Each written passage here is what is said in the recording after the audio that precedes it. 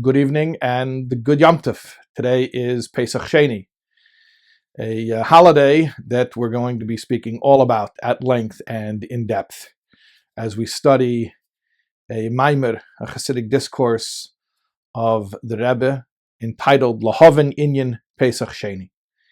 All about understanding the idea, the concept of this holiday called the second Passover. The discourse was originally delivered Motzei Shabbos Kodesh Parshas Emor. That means on the Saturday night, on the evening following the Shabbos of Parshas Emor, which was the Shabbos was Yud Gimel Iyar, the 13th day of the Hebrew month of Iyar, which is the yahrzeit of the Rebbe's brother, Rabbi Yisroel Aryeh Leib, and it was the evening that had just turned Yud Daled, the 14th, meaning the date of Pesach Sheini. Just a little bit of background that the Maamar itself doesn't get into, but just some very basic ideas.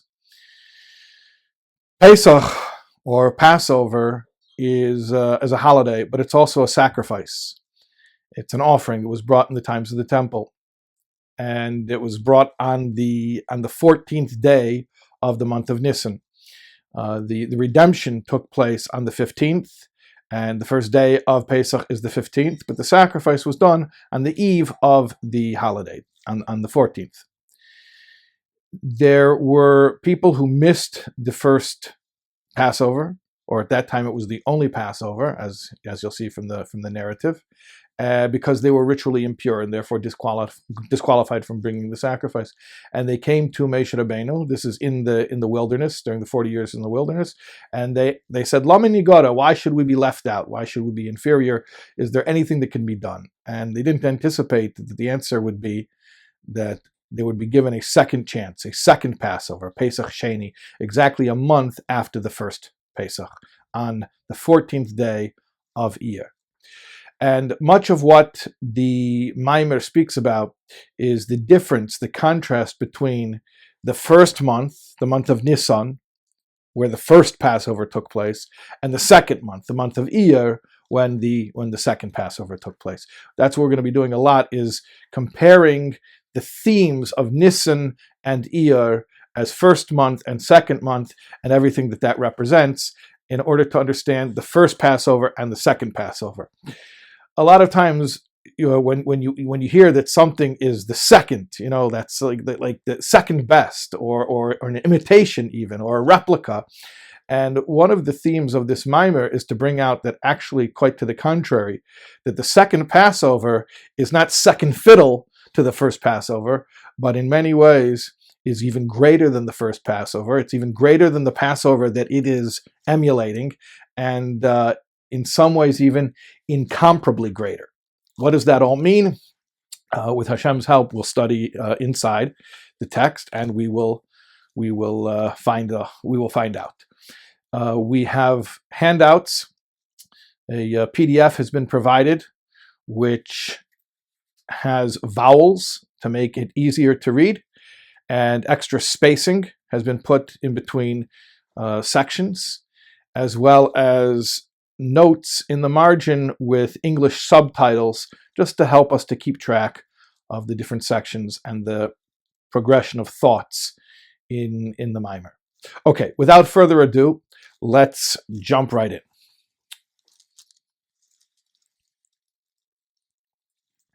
Lehavin, Inyan, Pesach Sheini. In order to better understand the idea of Pesach Sheini, of the second Passover, Maamar Admorat Tzemach Tzedek b'Maamar Dibur Maschel Zeh. The Tzemach Tzedek, the third Rebbe of Chabad, explained in a Maamar of his own, with the same opening words as this Maamar of the Rebbe, the Inyan Pesach Sheini Yovon al Pishleish Hakdames. That in order to understand Pesach Sheini, we have to do so by way of three Hakdames, three prefaces. Okay. What's the first preface? Hakdama ho aleph hi hafresh ben chedesh harishon Nisan v'chedesh hasheni Iyar ba'avedas ha'adam. The first Hagdama, the first preface is, we have to understand the difference. To understand the difference between the first Pesach and the second Pesach, you have to understand the difference between the months in which those Pesachs, or rather, say properly, Pesachim is the actual proper plural. To understand the difference between the two Passovers, you have to understand the difference between the 2 months in which they occur. The first Passover took place in the month called Nisan. The second Passover took place in the month called Iyar. Now, just a side note, but the names of the months are not of biblical origin. In Torah itself, it refers to the months numerically. The first month, and why is the first month called the first month? Because that's the first month of our leaving Egypt. And it's actually the first mitzvah that we were given was to start the lunar calendar. So the first month that we were able to keep as a mitzvah of keeping a calendar, that was the month that we left Egypt. That's what we call Nisan.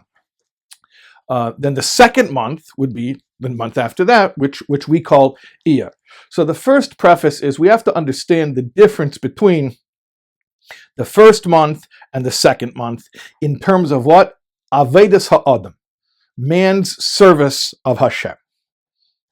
The bechedish Nisan shanakuda behi yitzias mitzrayim hi ho'aveda desur merah. The month of Nisan, which is the most archetypical event, the event that sort of represents the essence of Nisan, is Yitzias Mitzrayim, the Exodus, which is, in terms of Aveda, in terms of our service of Hashem, going away from evil. Sur Merah. This is a verse from Tehillim. Sur Merah v'asei tov. Go away from evil and do good. So, Sur Merah, go away from evil. Because when we were leaving Mitzrayim, we were literally fleeing evil. Hainu shoarahu betokbei, meaning to say that the evil is still in full force. The evil has not been mitigated. V'avodehi liyeh sur merah. And the task is, our job is just to get away from it. We can't do anything to the evil, but we can just flee from it. Letzeis v'livreach mehara, to leave and to flee from the evil. In other words, iskafia, to use the Kabbalistic Aramaic phrase, iskafia. Iskafia is kfia, means subjugation. That means that I haven't changed my animalistic desires. I still want things that I shouldn't want, and I don't want things that I should want, and that hasn't changed. But I can control myself. Iskafia. So a little self-control, even though emotionally the ra, the evil, that means the selfishness, the animalistic instincts are still in their full strength, but I'm not allowing them to express themselves behaviorally. Okay, so that's the first month, which is Nisan, which is leaving Egypt, which means getting away from evil, which means in terms of personal spiritual growth, I haven't changed my feelings, I haven't changed what I like or what I desire, but I'm able to go away from it, meaning behaviorally, not to do it, not to indulge in it, not to give in to it. Okay. V'aveda the chedesh Iyar. In contrast, the Aveda, the spiritual task that's associated with or equivalent to the idea of Iyar, the second month,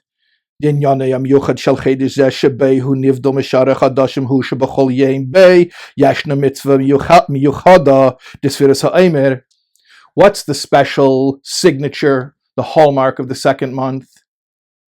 Just like the first month, Nisan, is associated with Exodus, the historical leaving Egypt, which took place in that month. So the second month is associated with Sfiras HaOmer, that there's a special mitzvah every day. Iyar, interestingly enough, is the only month of the entire Jewish year where you have a special biblical commandment, a different special biblical commandment every single day of that month. Because even though Sfira is a process which starts in Nisan and it ends in Sivan, but Iyar is the only month where you have Sfira every day, and therefore it's the only month where you have a special biblical commandment to do every single day. Meaning each day is a different mitzvah to count to count the first day, the second day, the third day, and so on and so forth. Each day is its own mitzvah. So Iyar is associated with Sfiras HaOmer, which is what? Hi ho'aveda de Sfiras HaOmer, shenyanahu birer hamidis, vafichosam likdusha ishapcha. Sfiras HaOmer, counting the Omer. Sfira doesn't just mean counting, it means sapir, it means shining like a sapphire. It means refining, polishing the animalistic emotions and actually transforming them into holiness. In other words, is hapcha. So if we have the first month, Nisan, meaning run away from evil, like running away from Egypt, and that's called iskafia, right? The Egypt, the evil in me is still very intact, but I'm running away from it, meaning behaviorally, I'm controlling myself and not giving into it. That's one paradigm. And then you have the second paradigm, the second month, Iyar, which is Sfiras HaOmer, where I'm actually transforming my insides and I'm changing from animalistic to selfless what I'm actually motivated by. And that's so we have basically first month, second month, as iskafia and isabcha. Control yourself or actually change yourself. Those are the two paradigms. Okay. This is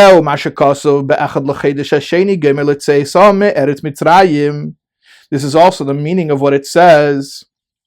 It says, there's a verse in Torah that says, in the beginning of Bamidbar, that on the first day of the second month of their leaving Egypt, what happened? We'll talk about it later, but there was a census. They counted the Jewish people on the first day of the second month. Why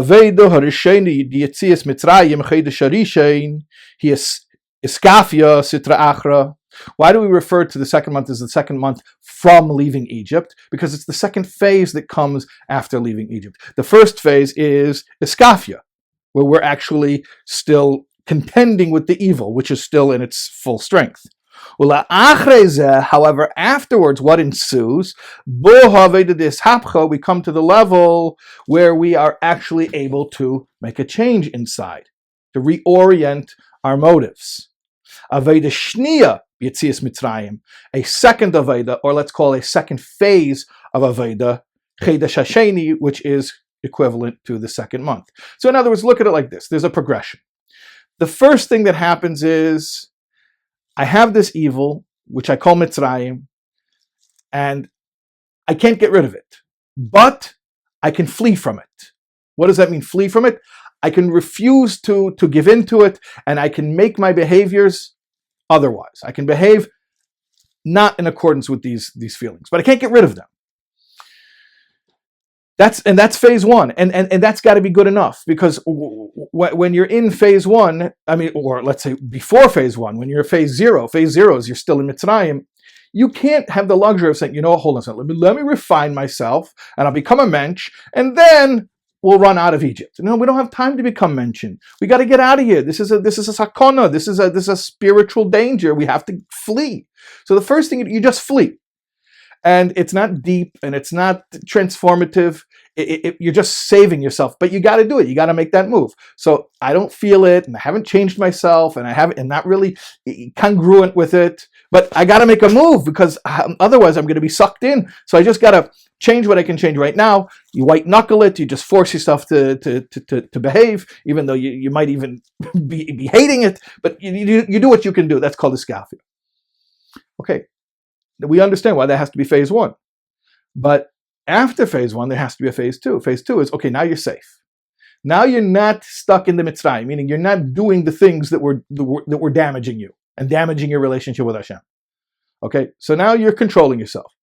But what are you going to do? You're going to white knuckle it forever? You're just going to keep controlling yourself? Just continue to behave in spite of your desires? No, now it's time to do the surgery. Now you got to look inside and start to change your desires. Start reorienting. Start changing what you like and what you dislike, and doing the real, the inner work. So that's Hagdoma Ho-Aleph, the first preface. That the difference between the first month and the second month is the difference between control yourself and change yourself, which are representative of Nisan and Iyar. Or rather, I should say, the difference between the first Passover and the second Passover is control yourself or change yourself, which is equivalent to the difference between the first month and the second month, Nisan and Iyar. Fine. That's Hagdama Ha'alef, the first preface. Hagdama Ha'beis, the second preface. Now we're going to talk about the first Passover and the second Passover, the first month and the second month, again, but in different terms, a little bit in a different context. Hagdama Ha'beis, the second preface. Now we're going to talk about comparing and contrasting Nisan and Iyar in terms of spheros. What are spheros? Spheros are emanations. They are the manner in which the infinite communicates with the finite. They are Hashem's attributes. So we're going to speak about how Nisan and Iyar correspond to different spheros or different emanations or attributes of godliness. The Chodesh Harishain hu b'malchus.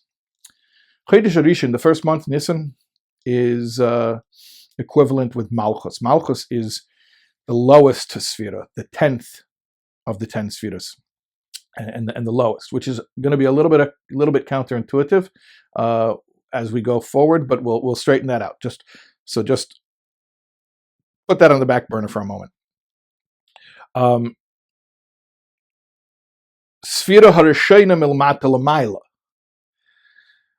We're calling here, for our purposes, we're calling Malchus not the final sphera or the culminating sphera, but we're calling it actually the first sphera if you're working from below to above.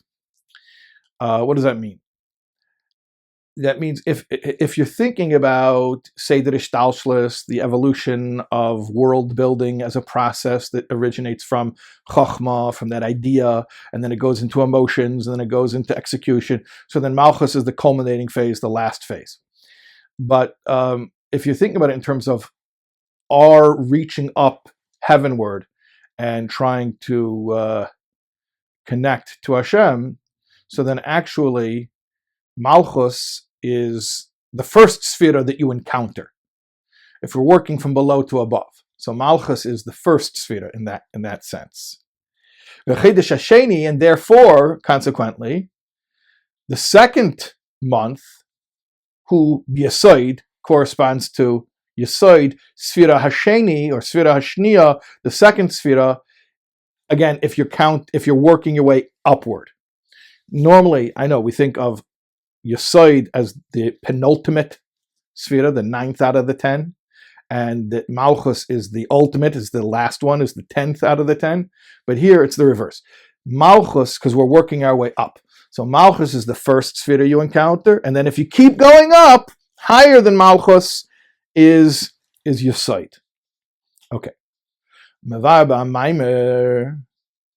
Dishnei Hagdamas Elu in Yonim Shel Nisan ve'Iyar ba'Avedas ha'Adam ve'Inyanim b'Sphira shayachim zelazeh. And the Tzemach Tzedek explains in his Maamar that the two things that we've said already about the first month and the second month are really interconnected. The first thing we said about them in the first preface is that they correspond to two different modes of service, skafia or sapcha, which we call control yourself or change yourself. And then we said, spherotically, if you like that word, in terms of spheros, they correspond to Malchus and Yesod, respectively. And now what we're going to say is that really those two ways of describing the difference between the first month and the second month, those two things really go together. They're really two ways of saying the same thing.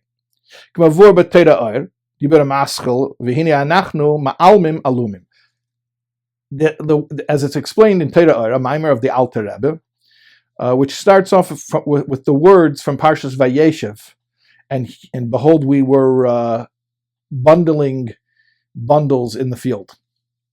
This is referring to the narrative about Yosef HaTzadik, his dream.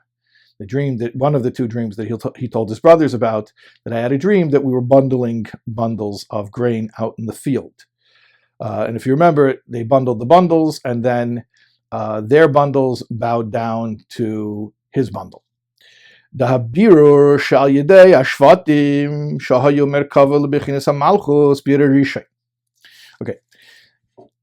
This is what it says in the Alter Rebbe's Maamar in Torah Iyar. This is basically the sugya of Bir Rishon and Bir Sheni. The first refinement and the second refinement. Like triple distilled vodka. Okay, so this is like double distilled. One beer and then another beer. what's the idea? One level of bira, of refinement, is represented by the fact that the shvatim, the brothers, took the grain and they bundle. They're out in the field, which represents in the physical world, right? The soul comes down into a world. It's in the field, so to speak. And it's picking up these seemingly separate things, right? You're out in the physical world and you're encountering all types of things, and it feels like you're fragmented. Like, this part of my life is work, and this part of my life is home, and then this part of my life is religious, and this part of my life is mundane, right? So that's the lie of the physical world that looks fragmented. So the birur is just the fact that you're able to take these separate pieces and put them together like a bundle. Like taking different pieces of grain and bundling them. So that's birur rishon. That's the first level of birur, and that's represented by the brothers of Yosef, the shvatim, who are on a lower level spiritually than Yosef, and they're a lower level, and hence the level of refinement that they're able to accomplish is a lower level of refinement. Okay. Another way of describing that first level of birur, hu rak bittul hayesh dugmas iskafia. That is only what we call bittul hayesh, nullifying the sense of ego. In other words, rather than feeling I exist unto myself as an independent being, no, I'm a dependent being.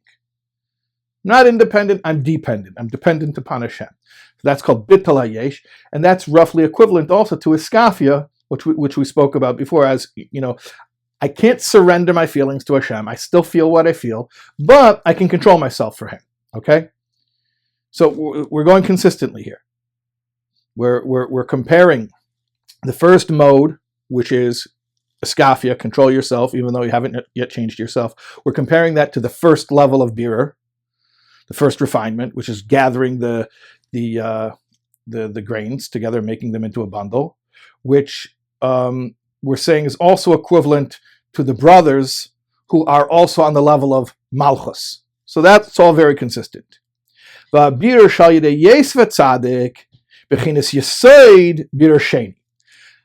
there's a second birur, there's a second refinement, where the bundled grains bow down, and they show their subjugation, they show their surrender by bowing, and bowing to the bundle of Yosef, which Yosef represents the tzaddik.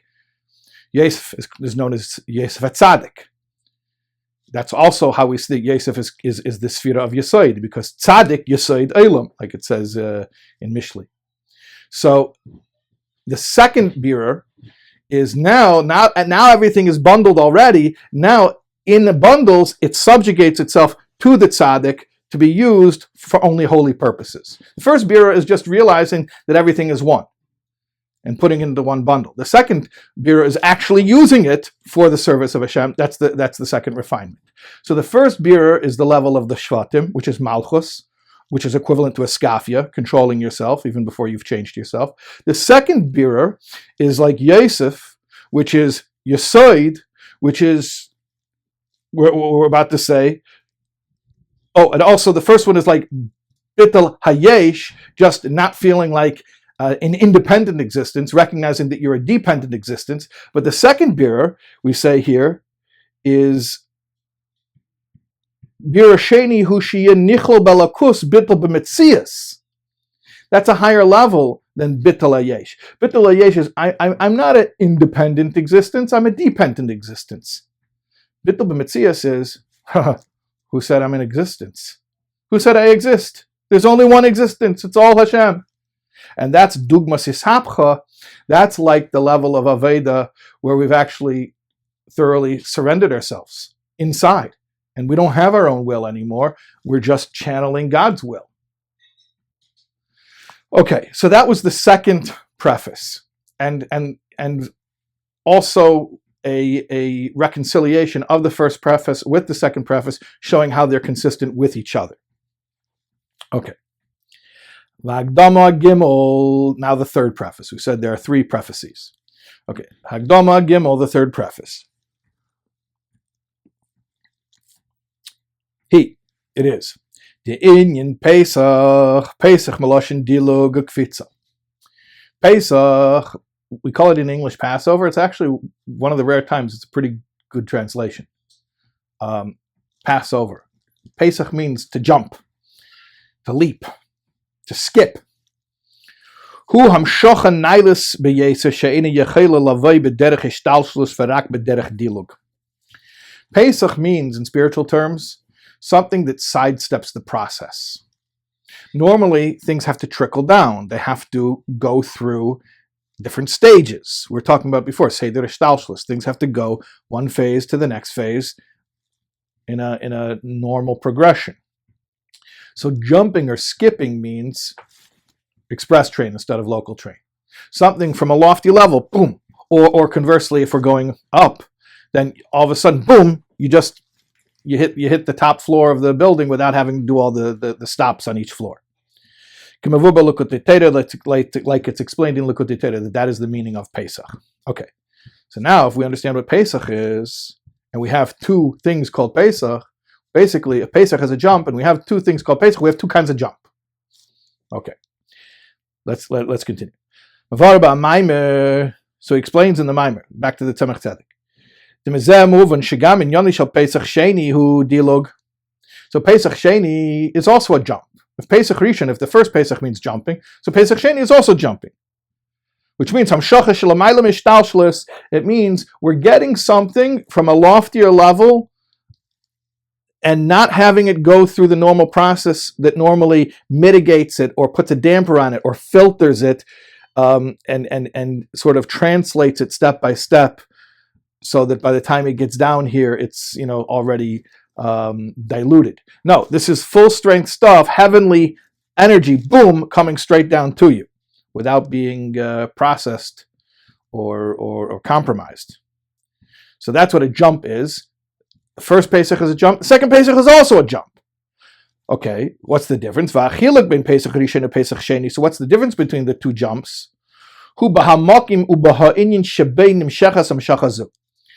It's the difference in the place to where the jump jumps, like where it lands up, as well as in the manner of the jumping. Okay. The Pesach Rishon Ksiv, regarding the first Pesach, it says, Upasach Havaya ala Pesach. Hashem jumped over or passed over the doorway. Pesach with a saf, the doorway. Sham shocha shebederech dilug upasach hoisa bepesach sfiras hamalchus. The jumping over was the jumping over of the doorway, which the doorway is malchus. Malchus is called a doorway. Malchus is, sometimes Seder Ishtalshlus is represented by the ineffable name, by Hashem's four-letter name, Yud Kei Vav Kei, with Yud being the little point of Chochmah, and Hey being the broadening of it into Bina, and Vav being the six emotions. Vav is numerically six, and those are the six emotions. It's also drawing down.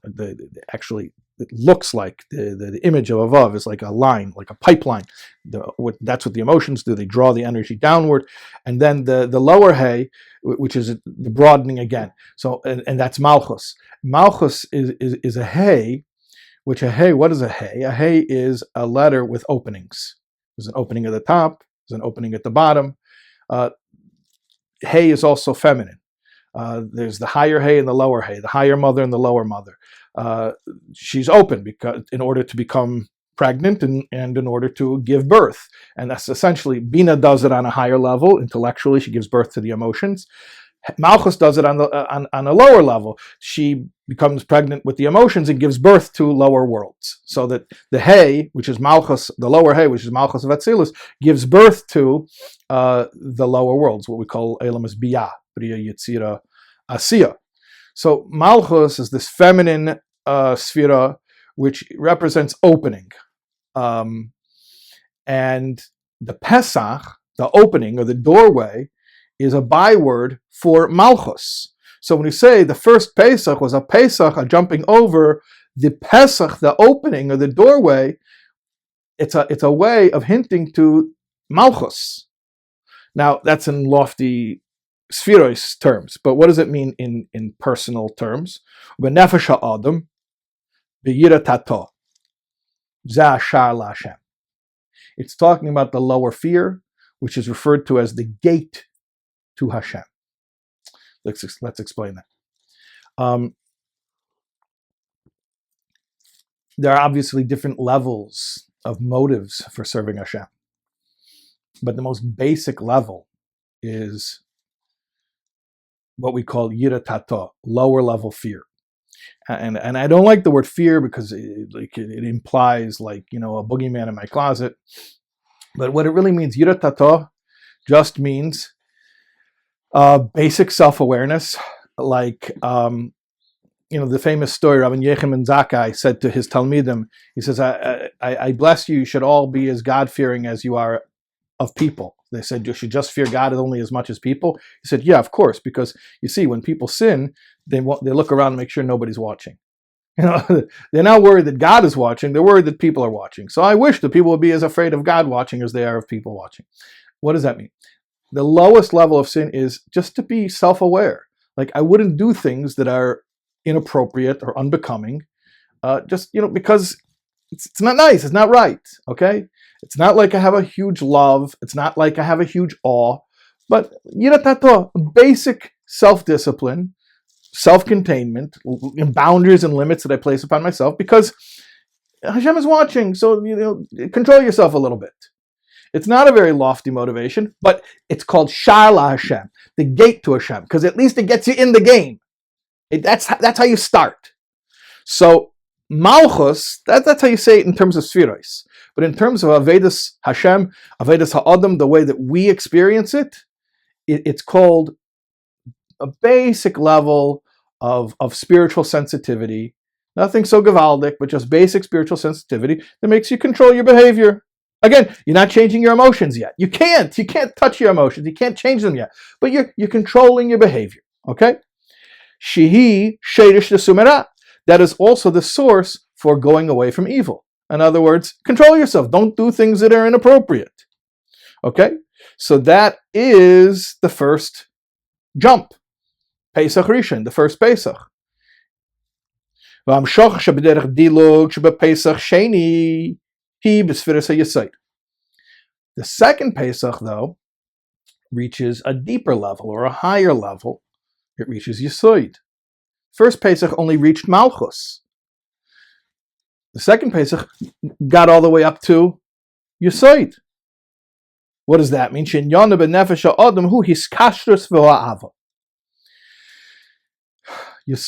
is connection and love. Okay, we have to explain that. What does that mean that Yesod is connection and love?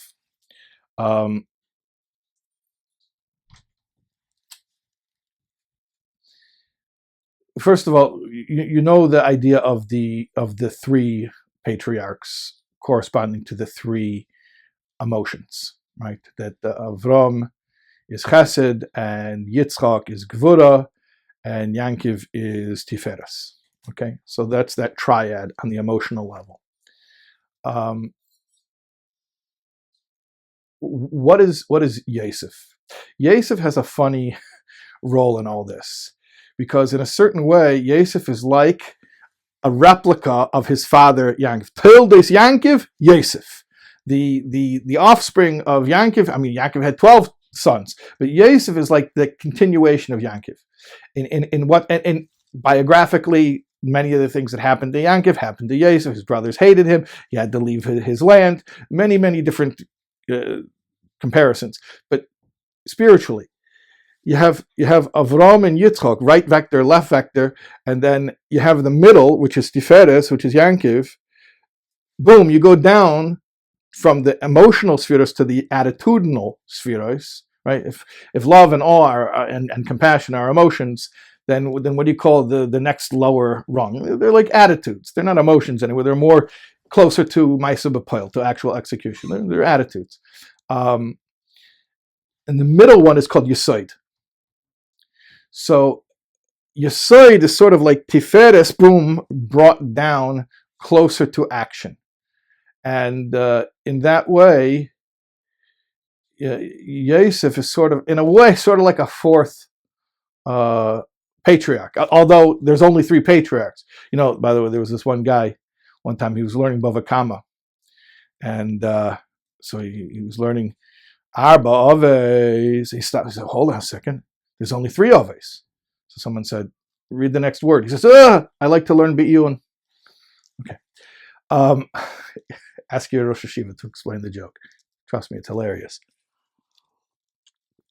Anyway, so Yosef is Yesod. Yesod is like that continuation of Yankov's Tiferes being brought down a level lower or closer to application. But it's not all the way down. Yesod is the end of the emotions. Yesod, like we say in the Pesach Elio on the Erev Shabbos, Yesod is Siyuma de Gufa, Ois Bris Kodesh. Siyuma de Gufa is Aramaic, the end of the body. Ois Bris Kodesh, the sign of the covenant, the bris, which is the reproductive organ. Yesod is the reproductive organ. It's the end of the body, meaning it is the interface between self and other. Okay, with Malchus being other. Malchus is already the beginning of creation, and Yesod is the end of creator. That's why sometimes we talk about Yesod is synonymous with Zah, and we're going to speak about this in this Maamar. Zah means Zeranpin, which the small face, which are all 6 emotions, but the 6 emotions are really all represented by the 6th one, by the last one, which is Yesod, because Yesod is the interface or the delivery system that takes all the emotions and carries them forward to the other, outside of itself. And that's the connection between Zah and Malchus, or sometimes we call it Kutchabrichu and Shinte. It's the same concept. So Yosef is Yesod, and Yesod is when all of the emotions sort of are packaged and then delivered in a way to connect with Malchus, the recipient, the feminine. So in that case, what's a good way of describing Yesod is hiskashrus, connection, because that's the function of Yesod. Yesod is to take all the emotions and deliver them to Malchus, and in the manner of a marital union, even, which gives birth to worlds. So that's what it means, hiskashrus. Sometimes it's called hischabrus or chibur, but the idea is bonding, connection. That's Yesod. And he says hiskashrus ve'ava, and love. Why ava? I thought ava is chesed, that's Avram. Because like we're saying, Yesod is the delivery of all of the emotions. So the main emotion is Ava, although there are different emotions and even opposite emotions from Ava. But the main emotion, in other words, think about it like this. Emotions chiefly are to move you from self to other, to make you to relate to someone else. And the emotion that chiefly drives connection to the other is Ava, is love. Expansiveness. Ava is also called Gedula. Chesed is called Gedula. L'cha Hashem hagdula v'agvura v'atveres v'anitzach v'ahid. So that's why we call Yesod hiskashrus, because it's the end of Zah, the end of the emotions, which connects to other. And we also call it Ava, because ultimately what's its purpose is to deliver all the emotions, and the main emotion is Ava. Okay? Makes sense? So But in the immediate context, what we were saying that Malchus is only Yiratato Sharla Hashem. Malchus means, and by the way, it doesn't say it here in this Maamar, but in other Maamarim often it'll point out Malchus is Kabbalah's oil Malchus Shemayim. Acceptance of the heavenly, the yoke of the kingdom of heaven. In other words, Kabbalah's oil means I don't feel love. I'm sorry, I'm not passionate about this, but you know what? A rule is a rule. I accept the authority, accept the kingdom of heaven. So Malchus, we said, is accepting Hashem's authority. I might not love it, but I accept it. Okay, and that's also called Yiratato, which is also called Sharla Hashem. At least now I've entered the game. I've started to serve Hashem, even on the lowest level. But then you have a higher level, which is equivalent to Yesod, which is hiskashrus v'ava. Now I'm connecting to Hashem because I want to, because I feel it. Let's continue inside Sha'idezeh. When you connect on a level of Yesod, where you actually, there's an emotional aspect, not just control your behaviors, but now you're changing your feelings and redirecting them. Sha'idezeh, Nepachim hamidei shaloi l'kedusha is hapcha. Now I'm changing my feelings. Now I'm actually getting myself to like what Hashem likes and dislike what Hashem dislikes. And I'm getting aligned, I'm getting congruent, not just on the outsides, which I already was in the first phase, but also now on the inside, which is the second phase. So those are the three hakdamas, the three prefaces from the Tzemach Tzedek. That's the end of chapter 1. Let's just review this. We have Hakdama Aleph, the difference between the first month and the second month in terms of Avodas HaAdam. So the first phase is you're still running from Egypt. So just control your behaviors and don't worry about what's going on inside of you. Yeah, there's a lot of evil. There's a lot of selfishness. We don't have time to deal with it. Just run. But the second phase is Yisapcha. Now we're safe. So now get to work. Change yourself. Sfiras ha'omer, self-refinement. Hakdama base, the second preface is the difference in Sfiros. Malchus and Yesod.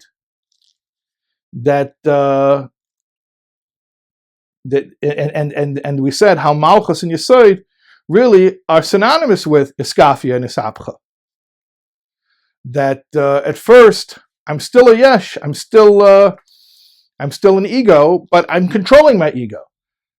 And then the second phase is I'm already refining myself. I'm already changing myself. And that's like the second refinement. That was the second preface. And then the third preface was two types of jumping. Two types of jumping. Jumping in a way that reaches or brings down only Malchus, which is, again, the same idea we were saying before, controlling myself even when I haven't yet changed myself, or running and jumping that reaches or brings down, however you look at it, the level of Yesod, which is where I'm actually now cultivating some real emotions, some real feelings for Hashem. And that is the Rebbe's summary of the Tzemach Tzedek's Maamar. Okay. Chapter 2. V'ula yesh lahesif. Now the Rebbe is adding his own novel interpretation. The Rebbe is saying, perhaps we can add, right? When the Rebbe says, perhaps we can add, so for us, definitely you can add. There's actually a story about that. The one time the previous Rebbe repeated a Maamar to his father that he had heard from his Maamar, that he heard from his father, and the Rebbe Rashab, and the Rebbe Rashab said to him, he said, you said it perfectly except the one part you didn't say b'derech afshir. You didn't say the words we can say. So he says, Father, if you said it's possible to say, then for me, 100% it's certain you can say. Okay, so chapter 2. V'ulai yesh lahesef. Perhaps we can add. Shamayla de Pesach Sheini legabi Pesach Rishon he loirak shadilig de Pesach Sheini nimshach b'makim naila yeser. The difference between the first Pesach and the second Pesach is not only that the first Pesach reaches a higher level, that the second Pesach reaches a higher level than the first Pesach. Ela shagama dilig atzmehu dilig naila yeser, but the jumping itself is greater. In other words, what do we mean? Not just quantitatively that the second Pesach reaches a higher level, right? That's like a quantitative thing. You're measuring how high did your leap reach. But even qualitatively, it's a different kind of leap. It's a better leap. It's not just leaping more, it's leaping better. Okay, but what does that mean? We don't know yet. We understand this from the fact that it's called the second Pesach. The Pirush HaPashat, the Pesach Sheini, who leirak Pesach hadilig nimshach bedarga de Sheni ela shagama Pesach hadilig hu Sheni. Not only does it mean it reaches a second level, but it means it is a second, which is dilug naila yesem hadilig de Pesach Rishon, and we're interpreting that to mean a second 2.0. This is new and improved. Pesach Rishon was beta version. This is the real thing. Now we're really launching. Now this, that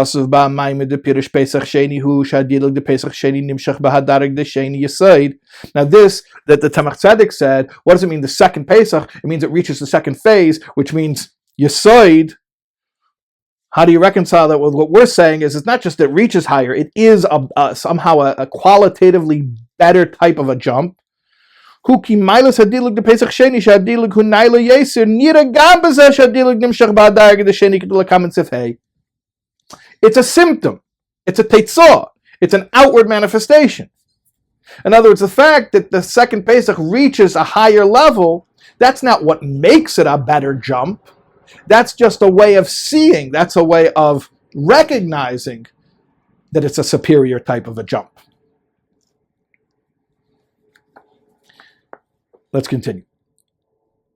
Valpiza, now according to that understanding, yesh lakasha Rabbi Nalet tzamach tzedek shepesach sheni hu darga shniya v'nailas b'aveda habo la'achri akdamas haveda de pesach rishon.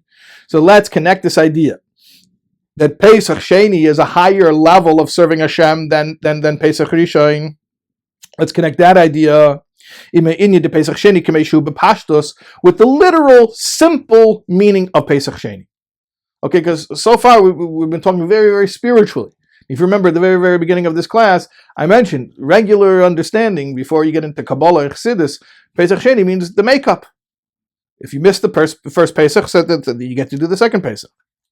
So we just said, Kabbalistically, spiritually, Pesach Sheini means you're reaching yahrzeit instead of just Malchus, which is another way of saying I'm connecting to Hashem with my emotions, not just subjugating my behavior. I'm actually feeling things rather than just white-knuckling it, okay? But let's connect this also with the simple understanding of Pesach Sheini that everybody knows. Shu tikkun v'ashlama l'mishalai hikrev Pesach. Pesach Sheini was a makeup for somebody who missed the first one. Pesach Sheini mesaken umashlim achsarin dezeh shalai hikrev Pesach. This, the fact that the second Pesach makes up for and fills the void and the lack of the first Pesach, hu mipnei shehagilui the Pesach Sheini hu dilik shalei bahadraga. It's because what happens on Pesach Sheini breaks the rules. It doesn't follow the normal standard operating procedures. She'ein boi mididos v'agbolos. It's not subject to limitations. Gam loya medidas v'agbolos shaladilig de Pesach Rishon. Not even the limitations of the first Pesach, which itself is a jump.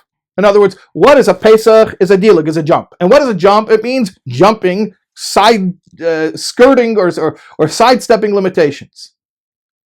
But even when you're sidestepping limitations, there are limitations that follow you even there. Even when you're outside of the system, there's a system outside of the system. There are limitations outside of limitations.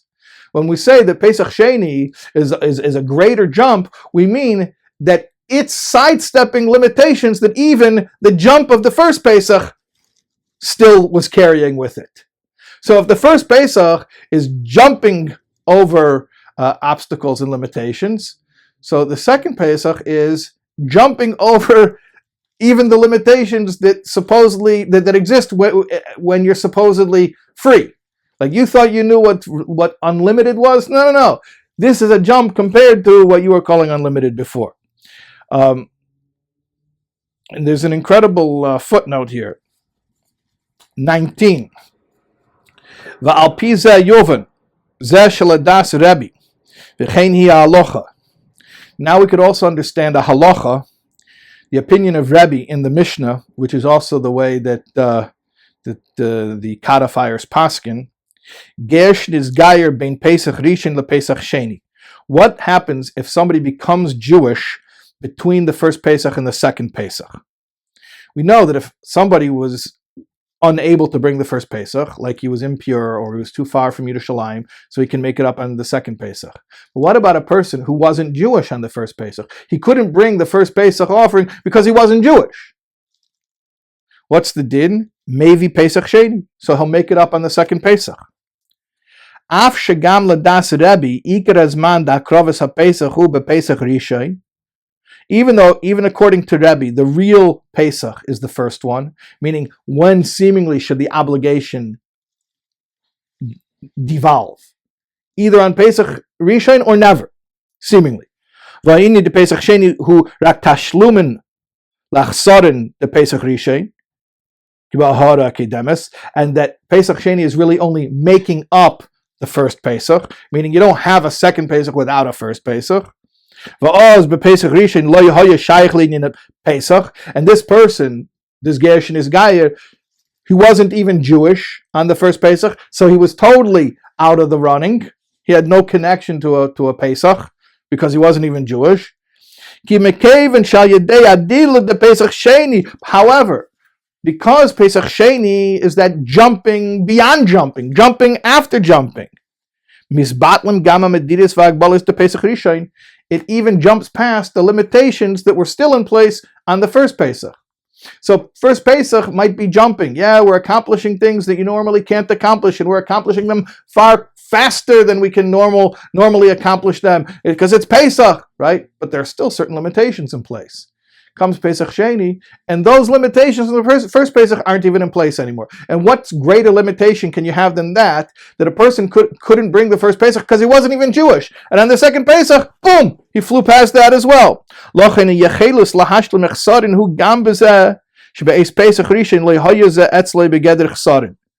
So therefore, the ability to make up the lack that happened in the first Pesach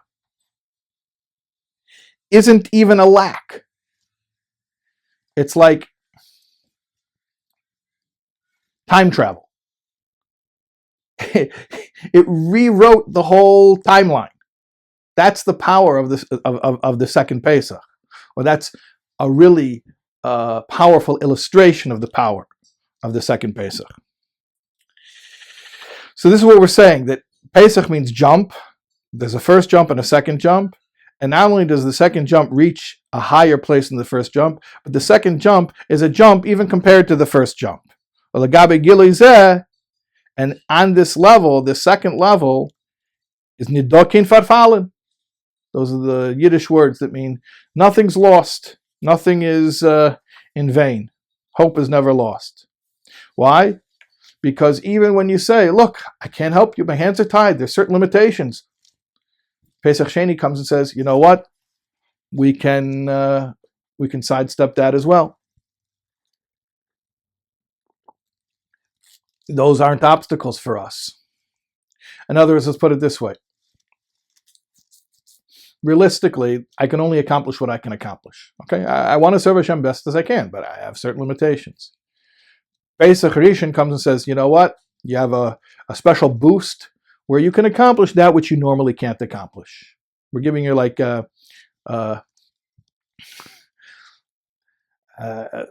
don't know if this is a good mashal for everybody, but like at Disneyland, Disney World, I don't remember. I think sometimes like it's a customer service thing. If like for whatever reason they want you to, you can buy it or they'll give it to you. I think if you complain, I think that's what we did. They give you this thing where you can like go in a faster line. Oh, that's great! So you can go on a faster line. So you can skip the line. But when the park closes, the park closes. That's just a limitation. So that it'll get you to a certain point where you can sidestep certain limitations. But then there are certain limitations that there's nothing you can do about it. Okay, that's like Pesach Rishon. Pesach Sheini is, you know what? Even those limitations we can deal with. Nothing is holding us back. Not even our past. Past seemingly should be done. It's over. It's written. It's done. No, even that won't hold you back. Okay. Gimel. V'yuven ze b'haktim yedua d'mechilukim bein zo l'malchus hu shamalchus hi kotza al yein makar d'biyah v'zo hu kotza tachten datzilos. Okay. One of the differences between Zoh and Malchus, we were speaking about that before. Zoh is the six emotions, and yahrzeit is basically the representative or the face of those six emotions. And then Malchus is the feminine sphere, the recipient that gives birth to lower worlds. So one of the main differences between Zoh and Malchus is that Malchus is like the beginning of creation, the high end of creation, and Zoh is like the low end of creator. That's how I'm translating it. Atzilos is the highest world, but Atzilos is such a transparent world, such a like ethereal world, that it's more creator than creation. You don't really get creation until the world of Bria, which literally means creation. And then of course Yitzira, and then Asiya, and that's real solid creation like we know it, real time space limitations as we're accustomed to them. But at any rate, Malchus is like the top extreme of creation. It gives birth to creation. And Yesod is like the lower end of creator, or Atzilus, or a world of pure godliness. V'keven shebatzilus lo yigurcha ra. Now, one of the things we know about Atzilus is there's no ra, there's no evil. What do we mean there's no evil? Evil in Hasidic terms means selfhood. Anything that's not absolute surrender is evil. I know evil is a bad word because it sounds like nefarious, plotting, demonic evil. Evil just means the false sense of separation from the all, from the oneness, which is the root of all evil, because every sin is basically, it originates from this false sense of self being independent from God. And therefore all the insecurities and the fears of I have to take care of myself and I have to do what I have to do, and so on and so forth.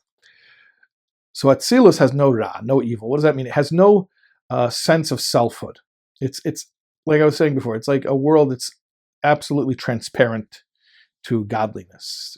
Creator is the apparent reality, and creation is like a theoretical construct from the perspective of Atzilus.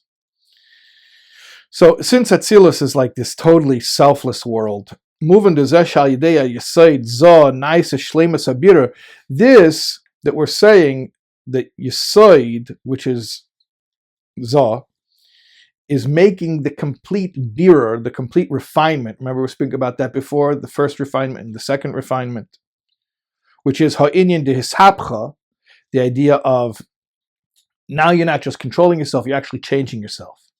You're actually making yourself want the right things. And that's called a birur, that's called a refinement. I used to want the wrong things. Okay, I refined myself. Now I want the right things. Hu kamesha hu nimshach lavare. But you should understand something. When we describe Yesod that way, we're not really describing Yesod. Because we can't, because Yesod is part of Atzilus. And Atzilus, there's no ra, there's no selfhood, so there's nothing to refine. Everything's already refined, everything's perfect. So when we say that Yesod is the refiner, we're talking more about its action upon that which is lower than it, but not itself. Yesod itself is part of Atzilus, and in Atzilus, there's nothing to refine.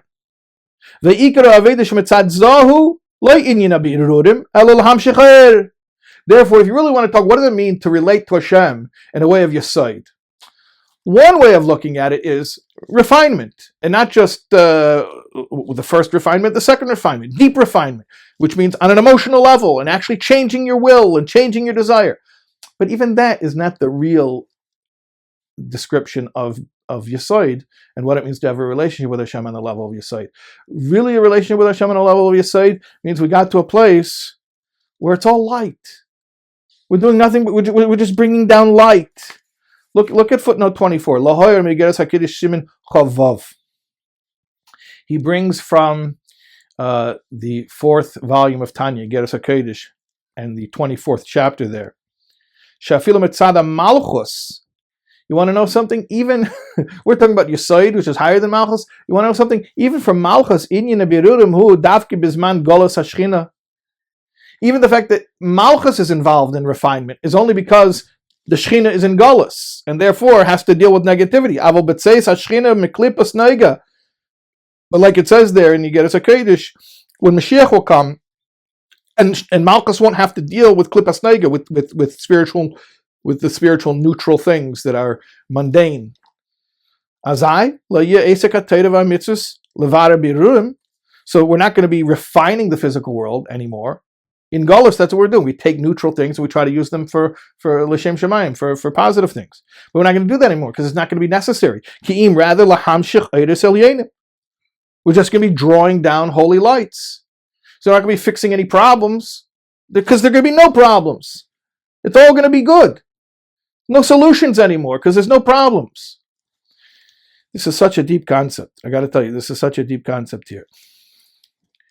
It touches, I mean, for me also, it touches on something that I spend a lot of time thinking about.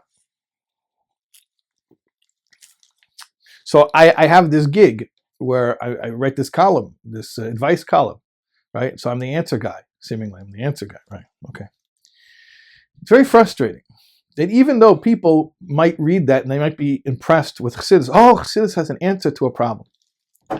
That's what Chassidus is. Chassidus is the answer to problems.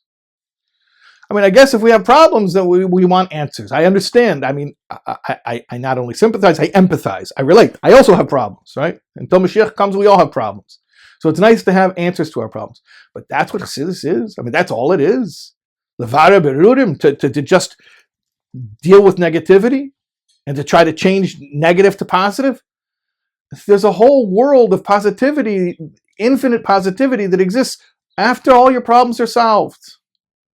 And we don't need an answer to a question. You see this often, when you deliver a Dvar Torah. So it always has to be a question, right? So it says in the parsha this, oh, how could it say that? And you do that to engage people because it's almost like if there's not a problem, why would anyone listen? You can't just tell them something godly and have people listen. Because unless you're fixing something, why am I listening, right? It's like sales. If you're not selling something that solves a problem that I have, why would I buy it? There's a Sikha, Yutes Kislev Sikha, which is edited and it's in the Kotei Sichos, where the Rebbe talks about the difference between, there's two different metaphors that the Frierdiker Rebbe uses for Chassidus, the pearls and the coals. So, and he equates them how they're similar because either you have to dive under the water or you have to dig down into the ground, and it goes into different details of the mashal and what it means. But just regarding the actual concept of the difference between pearls and coals, the Rebbe says like this: there's two ways of looking at Chassidus. One way, the first way is like coals. What's coal for? You burn it, you make heat. Why do you need heat? Because it's cold. I'm in Gullus, and there are problems. It's spiritually cold. So I need some heat. So you learn some Chassidus so you don't freeze to death. So that's fixing problems. Then there's another way of looking at Chassidus. It's pearls. What do you use pearls for? Pearls are purely ornamental. You wear pearls just to beautify yourself. Why? Because we're going to the wedding. Mashiach is coming and we got to dress up. Put on your Shabbos clothes. Let's go to the wedding. Let's go greet Mashiach. And they're both true. I'm not negating the coal role of Chassidus. Just like the Rebbe here in this Maamar is not saying that Yesod doesn't come down to be Mevarer Birudim. Of course it does, but that's not its essence. Its essence is that it's a part of Atzilus. Lo yigur hara. There are no problems to solve. So if there's be no problems, why would you do anything? Right? The classic question. If when Mashiach comes, everything will be perfect, won't we be bored? You won't be bored. We're going to talk about this later in the Maamar. The only thing you could think of that would be interesting is grappling with dysfunction. What a dysfunctional definition of being healthy. That itself is an unhealthy definition of being healthy. You know what health is? Not being sick. Having the right medicine. Being in remission. Like, come on. Health is when we're going to talk, God willing, this becomes a major focus in the Maamar as we go on. Okay. Yesod isn't just a problem solver that refines and makes refinement and deals with Ra and Metzias and ego. Yesod ultimately is Lahamshich Iyar. It's all light. And there's not light because there's darkness that we have to illuminate. No, light and more light and more light and more light. As good is besser nish besser. Okay. Next paragraph. We're still in Is Gimel in chapter 3. Ukameisha hu benegel sfiras yahrzeit inyan shel chedesh Sheni besfiras al derech zu gam benegel aveda de sfiras ha'emer inyan shel chedesh Sheni beaveda ha'adam ikar inyana lefi bir echad hu lebir amidus nefesh bames elam shachas memtes shari bina va'ad she'al yedei ze nimshach gam sharanon. You hear what the Rebbe just said? Phase 2 is month 2. Month 2 is what's the main practice within month 2? The main thing that signifies month 2 that we do? Sfiras ha'omer. Another way of looking at Sfiras, the Rebbe says, according to Bir Echad, according to one explanation, in footnote 25, it actually explains there are 3 ways of looking at Sfiras ha'omer. But for the purposes of this Maamar, and in this context, we're focusing on one of those ways of looking at Sfiras ha'omer, is that Sfiras ha'omer is not to fix character flaws. That's not what. That's what you thought it was. No, that's one explanation. That's one approach. That's not what we're saying here. Sfiras ha'omer is real Chedesh Sheni, which is Pesach Sheini. Phase 2. Phase 2 means we're so beyond problem solving. We don't have problems. So what are you refining yourself for? We're just drawing down more and more light. So it's not that we're grappling with the darkness of our character flaws. No, we're refined already, and we're just bringing in more light. And that's what Sfiras ha'omer is, just bringing in more and more light, becoming more and more batal. You can, Hashem is infinite, so you can always become infinitely more humble, infinitely more surrendered. And that's all it is. That's what it is. In other words, you have people, let's give a mashal from the world. Person comes to, let's say, a 12-step meeting the first time. Why did they come there? Because they just had the worst day of their life. Okay? That's the fact. A newcomer, first day, that was the worst day of their life. Or the day after the worst day of their life, depending. Okay. Well, the guy who's sober for 10 years, why is he there? Why? Oh, because he's still just as messed up. I hope not. Otherwise, what does the newcomer have to emulate? What does he have to look forward to?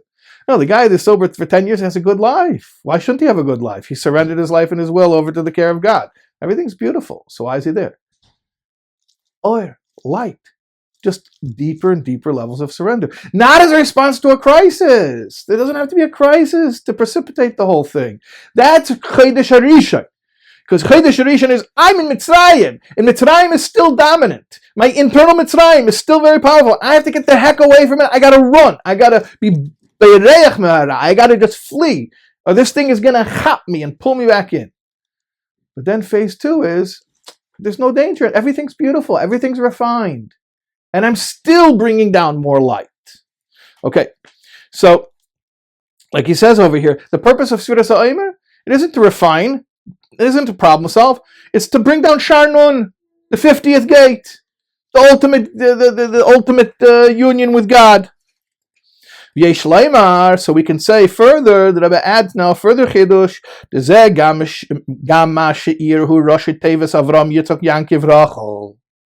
this is also hinted to in the fact that the word Iyar, the name Iyar, Aleph Yud Yud Reish, is an acronym for Avram Yitzchak Yankiv Rachel, which is the 3 the 3 patriarchs and the chief matriarch. Rachel is often referred to as like the archetypical mother, Maamar Rachel. And that, what do they represent? They're called, my ancestor, the Megala Amukais, explains that they're called the Daled Raglei Amarkava, the 4 feet or wheels of the chariot. Amarkava is completely batal to the reichev. A chariot is completely surrendered to the rider. Chariot doesn't have any will. It just goes where the rider wants to go. So these tzaddikim, Avram, Yitzchak, Yankiv, Rachel, they represent complete surrender, complete transparency, no blockage whatsoever, no ego, no ego, no edging God out. Shem daled raglei Merkava, shabitul de Merkava, hu be'efen shemlachat chilein makam leinin shel yeshus. Merkava means there's no place to begin with for ego. It's not like I have an ego, but I mustn't give in to it. That's a lower level. We called that before, bittul hayesh, where I have an ego, but I'm gonna behave myself. There's no ego here. And for certain, there's no ra, there's no negativity that has to be refined over here. Like it says in Tanya, that the Oves, the patriarchs, are called the chariot. Because their entire lives, they were nothing but totally surrendered to God's will. That's it. That's it. They were conduits. They didn't have their own agenda. They just were representatives of God's will here in this world, without any sense of personal agenda, not even a spiritual agenda of what's my reward, what's my spiritual pleasure, what's my my afterlife. None of that stuff. Just complete surrender to God's will, as opposed to just surrendering my behaviors, which is lower level. This is the deepest surrender.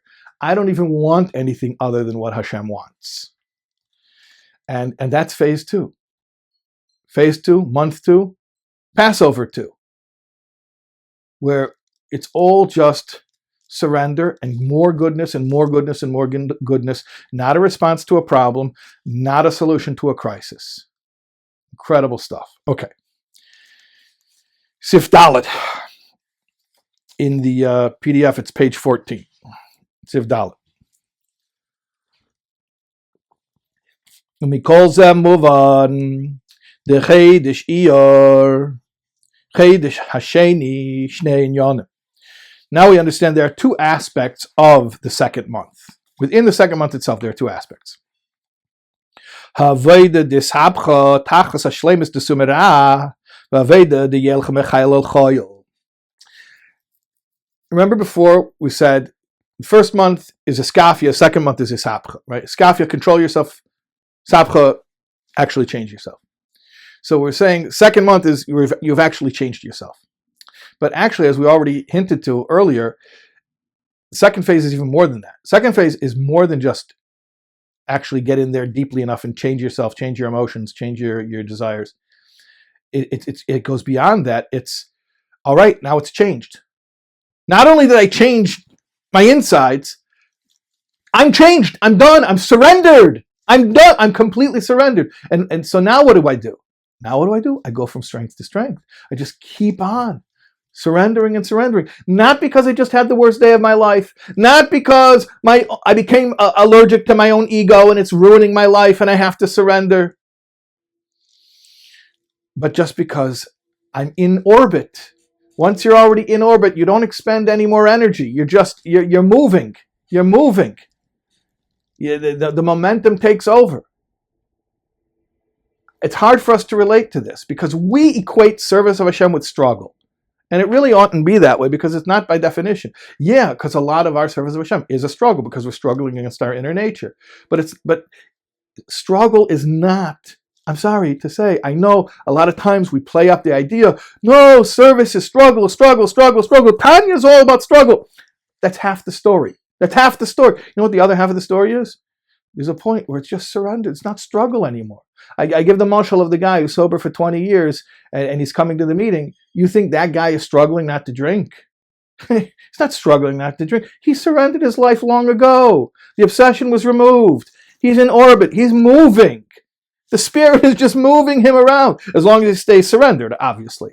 Okay, but the point is, the second phase isn't just, first phase is skafia, second phase is sapcha. Second phase, it even goes beyond the sapcha. We're just surrendered and we're just bringing down more and more light and more positivity. Bikdusha atzma, look inside. Bikdusha atzma, within holiness itself. Not that we're changing unholy into holy. We did, that's done.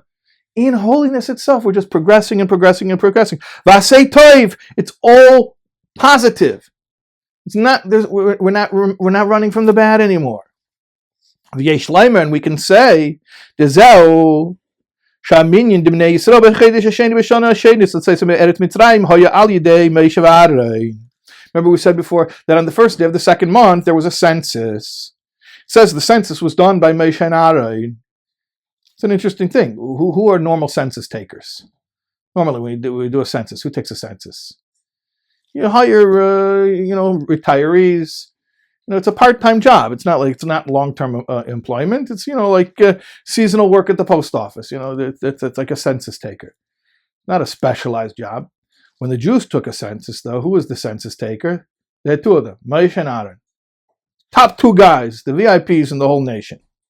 So why are Moshe and Aaron the census takers, which the census was taken on the first day of the second month, meaning the census here is associated with second month, phase 2.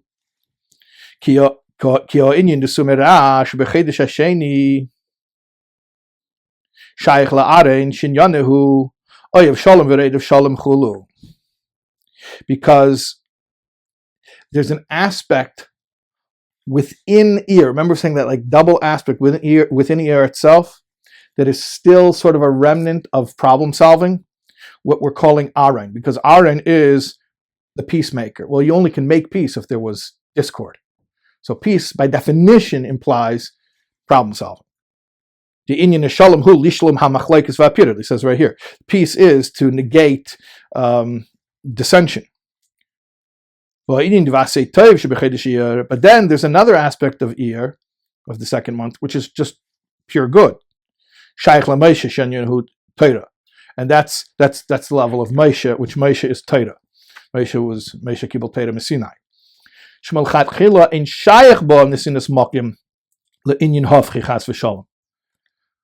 Aaron solving problems. With Moshe, there's no problems. Which is also the meaning of what it says. When Moshe was born and he was placed in the basket, she saw that he was good. Ki-toiv is like the Iyar ki-toiv, the good light. When Hashem created the world. The Shechina. She saw the Shechina.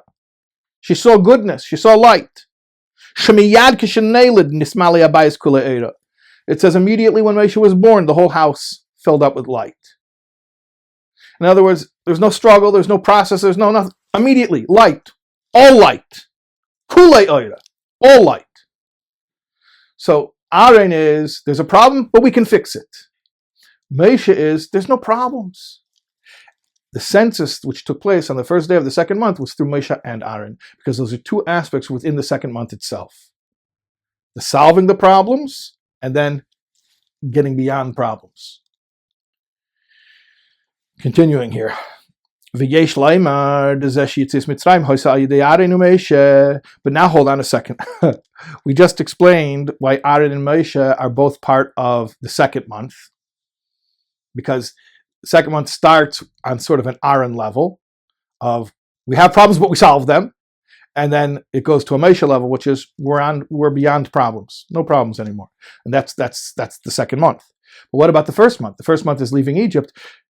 Leaving Egypt was through Aaron and Moshe. So it seems like in the first month we also have both of those. So we said how we have both of those in the second month. How do we have both of those in the first month? That's what we're trying to understand here. That's the unspoken question. Even though, as we said earlier at the beginning of the Maamar, that leaving Egypt is running away from evil, but we said already. Aaron is dealing with evil. Moshe is when it's all good. And not only is Chodesh Harishon, first month, dealing with evil, but it's not even dealing with evil like resolving it. It's Skafia, where we're still running from it. We haven't dealt with it. We haven't resolved it, but we're just getting away from it. And yet we're saying in the first month also has a connection to both Aaron and Moshe. So what's the explanation?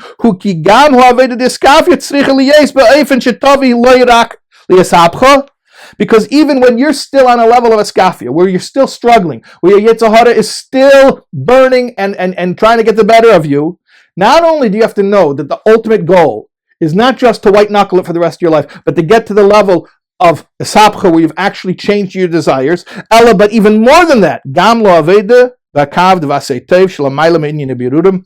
You have to know that eventually there's a level of being beyond just asei tev for its own sake. I think this is something we don't discuss very much at all. And yet the Rebbe hints to it and sometimes says it explicitly quite often. We often talk the struggle, the struggle is never going away.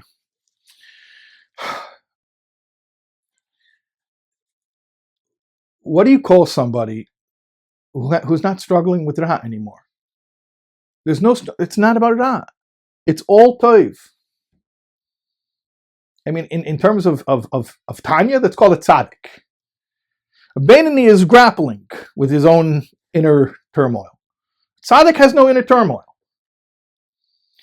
The Rebbe wants us, even when we're still on a level of Beinoni, and let's be frank, even when we're not yet even Beinonim, the Rebbe wants us to already taste what it's like to be a tzaddik. That even when we're still in Mitzrayim, and still in Chodesh Harishon, and still practicing Eskafia, and we still want the wrong things for ourselves, and the best we can manage is just to hold back and not give in. Even when we're in that level, we have to somehow have some connection to a vision of ourselves where not only have we changed our desires from unhealthy to healthy, but we're so far beyond it that just everything is good, everything is light. There's no more struggle. It's all light and goodness and godliness. You want to say that's radical? Okay, maybe it is radical. You want to see nobody spoke that way before in previous generations? Okay, maybe they did. Maybe it's the Rebbe's Chiddush. Maybe this is something that only came out as we got closer to Mashiach.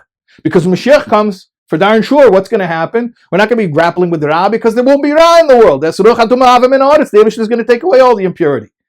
Or like we said before, that we won't be Mevar Birurim anymore. We're not going to have to refine Klippas Noiga and make the mundane into holy. Everything will already be holy. So you want to say there's a novel idea in Chassidus. I never saw it before. Okay, maybe Takel, maybe the Rebbe innovated this concept.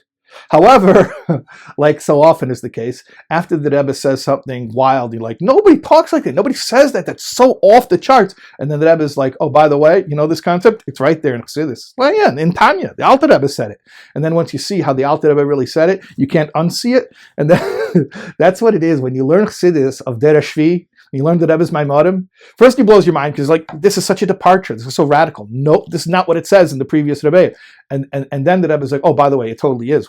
This is what we were saying all along. And then you look back and you're like, oh, how did Hilaparacha learn this line in Tanya? Okay. Anyways, so look, let's go right there. So the Rebbe says, this idea that even people who are still struggling with wanting the wrong things, still fighting themselves, can already have a connection to just being totally beyond the struggle. This is straight from Tanya. Shegam elu she'ikar avedasim hu al tirasha. Even those whose main efforts right now are just to not be wicked. Okay, I can't work on trying to be righteous. My best right now is just don't give in, don't do the wrong things. Even those people, though, the oath was a double oath. So even though I can't be a tzaddik, I have to try.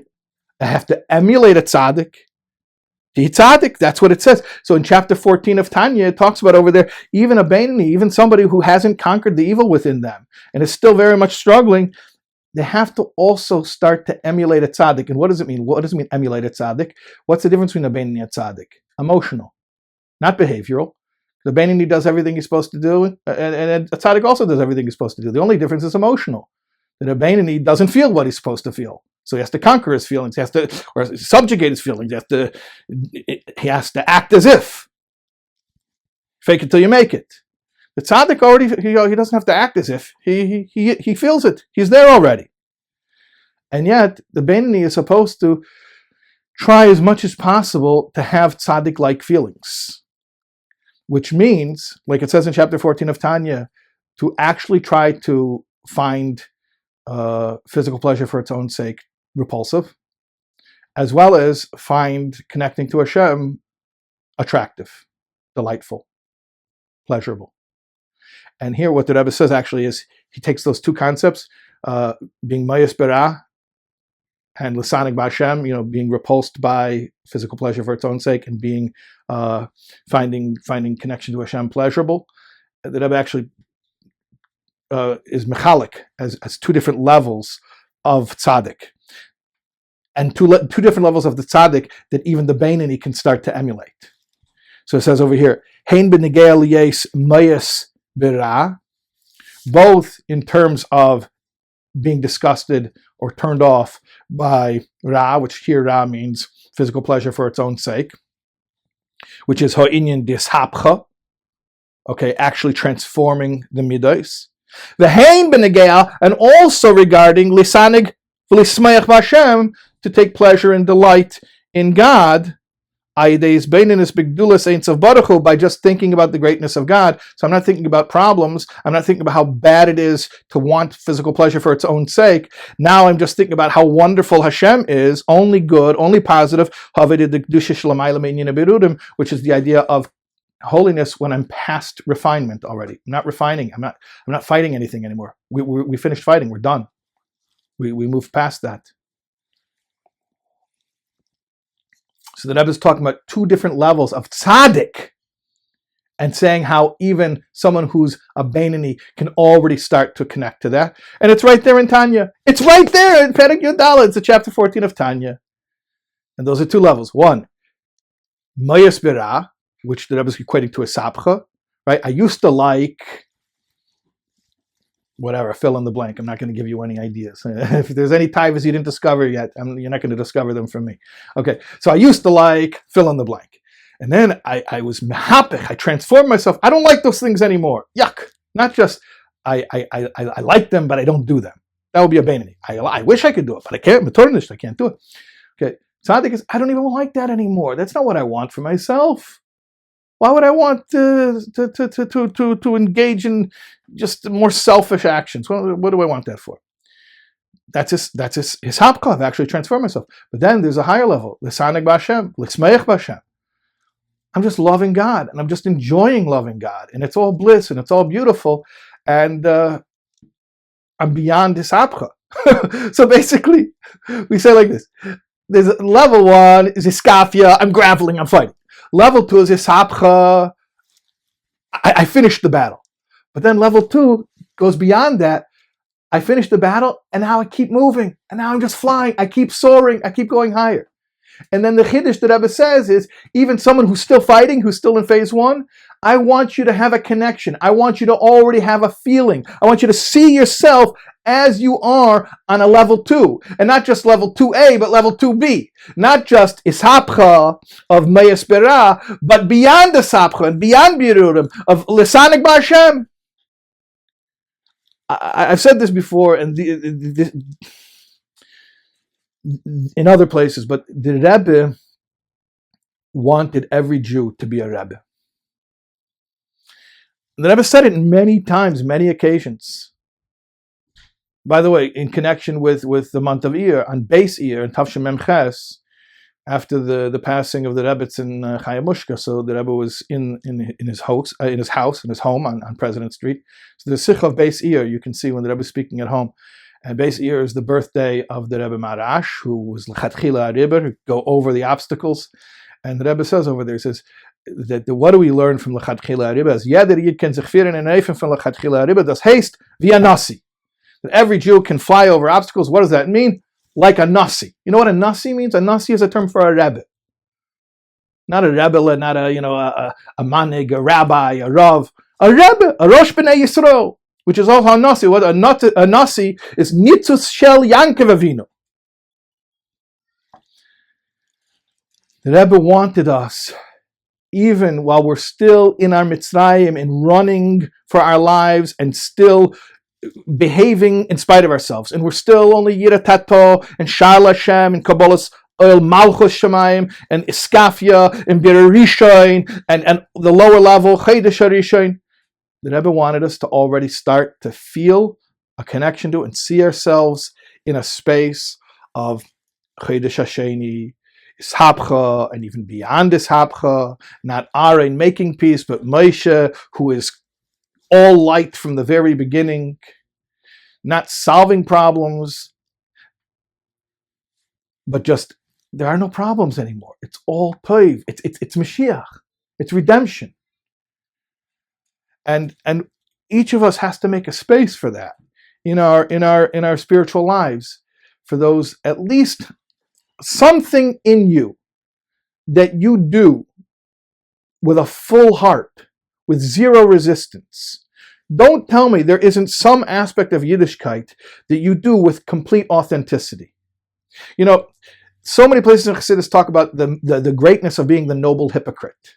That even when we don't feel like it, force yourself. And that's true, and we have so many opportunities to force ourselves, because there's so many things we like to do that we're not allowed to do, and so many things that we're supposed to do that we don't want to do, and we have to force ourselves to do. So there's plenty of opportunities to be the noble hypocrite. But the Rebbe also wants us to be connected to the level where we're like a tzaddik. We're on the level of Merkava, of Avram, Yitzchok, Yankiv, and Rachel. And we're like a Rebbe. No Yetzirah, beyond Yetzirah. Who speaks about Yetzirah? It's all taiv, it's all light, it's all goodness. We're not solving problems, we're not dealing with a crisis. We're just getting closer to the infinite. So there has to be some aspect of your life, some aspect of your Judaism,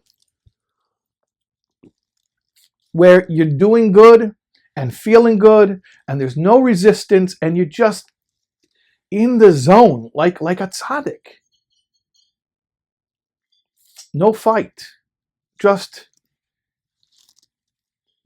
perpetual motion, flowing, transparent.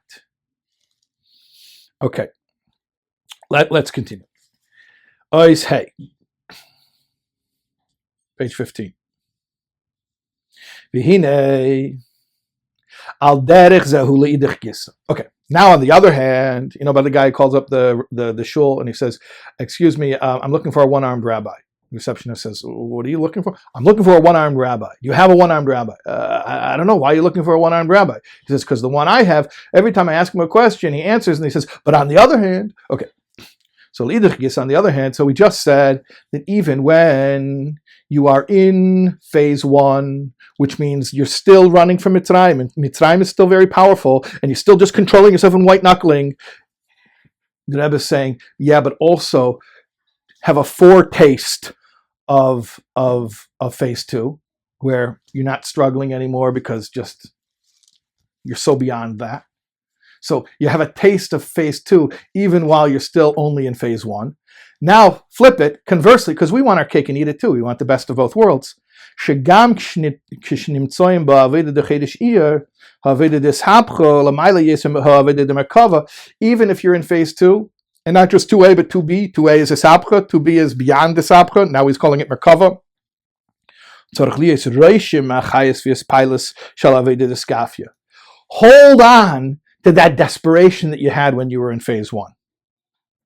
Shalachein, which is precisely the reason, therefore, Mazkirin Yitzias Mitzrayim Gam Limeisa Mashiach, we will continue to mention and remember the exodus from Egypt even after the Messianic redemption. What does that mean? It means just like when you're in phase 1 and you're still struggling, you should already feel some connection to phase 2 where there's no struggle at all. So 2, flip it, when you're in phase 2 and there's no struggle at all anymore, when everything's beautiful, remember the good old days. The good old, the Rebbe Rashab says, when Mashiach will come, we will first start to nostalgize and yearn and pine after the good old days. The good old days, the bad old days. It was terrible. No, but then you could struggle. And struggle is urgency. If it wouldn't be for the last minute, nothing would get done, right? Okay, it's dysfunctional, but there is something to be said for that midnight oil, that last minute urgency, that last minute, we got to do it. Okay, so even when we've reached that level of total peace, everything's good, everything's beautiful, but also hold on to the urgency, the desperation, the bren of when you were on level 1 still. So it's like, I'll use the mashal again, the guy who's sober 20 years, he's not fighting anymore. Life is beautiful. But then he sees the newcomer and he remembers that worst day of his life. He remembers, he keeps it green, like they say. When you're red, they pick you. When you're green, you're not ripe, so you stay on the tree. He remembers what it was like when he was brand new and his emotions were raw and everything was dysfunctional. So even though he's in a good place, but you hold on to a little bit that excitement from phase one. Sharahu betokpe hine hayira maharageremis habricha mimeno be'efen dichipazi. The Rebbe says like this: when you're in phase one, when you're still in Yitzias Mitzrayim, which is Chodesh Rishon, Nisan, Yitzias Mitzrayim, so the Ra is still very threatening. So you have to run. Chipazin means haste. Like move. You can't stand still. There's a threat. The Chipazin is actually a good thing, even though it's caused by something. It's caused by something scary. It's caused by something external. But it's actually a positive thing, because when we make haste, so Hashem reciprocates, right? Know that everything from above is from you, that everything that happens in the heavens is a reciprocal reaction to what you're doing down here. So when we make haste, the Shechina makes haste, so to speak, which is medaleg elahod mikapetz alag voice, right? Like we say in Kiddush Levana. If you don't make Kiddush Levana yet, make it now. Haste helps you with that jump. You gotta move. Okay. Not so, however, when you already were delivered from the evil, you're already safe. And so much more so when you're beyond safe. You're like, the battle days are way behind you. You do everything normal now. When you were desperate, you move fast because you have to, by necessity. Now everything's safe, everything's normal. Now you get up, you do your thing. Okay. To be considered. Therefore, even when you're in the second phase, you want to bring in the chipazin, the haste, the excitement, the urgency of phase one, which is Yitzias Mitzrayim. Now keep us jumping, keep us moving, keep things fresh and exciting. Okay? So not the chas v'shalom, we always want to remain in dysfunction so that we'll always have something to motivate us. Chas v'shalom. We want to reach phase two. And in fact, even when we're in phase one, we're already thinking about phase two. But there's something good about phase one, which is that the desperation, the urgency, that you got to move. You want to bring that with you into phase two. V'zehu Inyan Pesach Sheini. And by the way, what do you call that? What do you call that when you're already out of Egypt and you're still jumping? Pesach Rishon is Ishkin Kunz. What's the big deal to jump when you're running away from evil? You got to jump. There's a snake. You got to jump. Pesach Sheini is, I'm safe already. I'm out of Egypt. And I'm still jumping. So that's Pesach Sheini. Where I feel the urgency and that extra push and that last minute adrenaline rush to get things done, but it's not the last minute. I got all the time in the world. And I'm still feeling the push. In the level of the second month, I feel the jump. After I jumped because I'm trying to get away from evil, now I'm jumping in an all positive way. Like it says, there's a verse in Shir HaShirim, in Song of Songs, Mashcheni, draw me. We're speaking to Hashem. We will run after you. So Mashcheni, draw me. That's phase one. That's Nisan. Yitzias Mitzrayim. I can't get out of here. So pull me. Get me out of here. But it's only pull me. Only my nefesh elokis. My nefesh Bahamas remains because I haven't changed. I havenven't done any work. There's no ishapcha. There's no birur amiris yet. I'm just to save my soul before I get lost here. But I'm still the same old schnook because I didn't have time to work on myself. I can't work on myself. You can't get out of Mitzrayim by working on yourself. You get out of Mitzrayim because Mashcheni, because the Eibush schleps you out of Mitzrayim. But then, Acharecha Nerutza, you start to work on yourself. And now we're running. And now the Nefesh Bahamas is on board. The ox can pull the wagon. So then now Acharecha Nerutza, we're running. That's phase two. That when the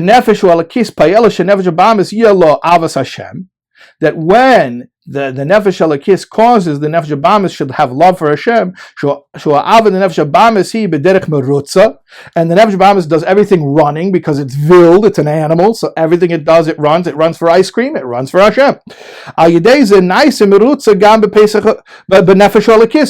causes now that the Nefesh Elokis is also running. It's coming along for the ride. with the fervor and the excitement of the Nefesh Bamis. Nerutza Loshen Rabin. We're both running Nefesh Elokis and Nefesh Elokis and Nefesh Bamis. However,